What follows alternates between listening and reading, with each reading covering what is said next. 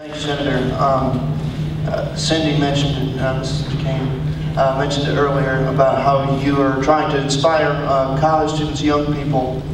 I come from a small school that the college Republicans has shrunk in the last couple of years because of they're not entirely confident in the changes that are going on in the Republican Party.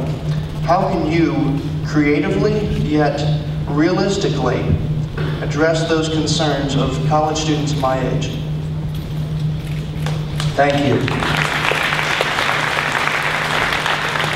I say that I think that a number of members of the Republican Party have become dispirited, and a lot of it is directly related to the spending getting out of control, which we felt was one of the tenets and principles of our Republican Party, of Abraham Lincoln and Theodore Roosevelt and Ronald Reagan, to be careful stewards of their tax dollars. The first thing that I need to do is to go to the venues where young people are engaged in receiving their information and forming their opinions. And the first thing I do is we have children aging from between 23 and 16, Cindy and I do, so I go to them first for advice and counsel. And sometimes it's pretty unvarnished. And the other thing to do, of course, to try to attract their attention is to go on Jon Stewart and to go on Leno and Letterman and those. Not many young people, I'm sure yourself excluded, gets up early on Sunday morning to watch the talk shows.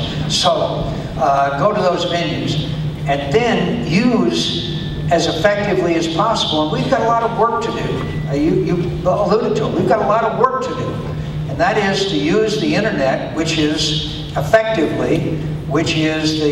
major way that a lot of young Americans, particularly those who are considering voting, that's a venue they go to get their information, their opinions, etc. And we've got a lot of work to do.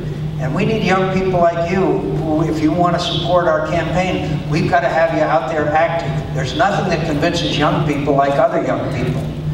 And by the way, it probably helps also that Wilford Brimley is one of my supporters. And so, but I understand the challenge I have. And I understand that this election is really all about people of your generation. That's what this election is really all about.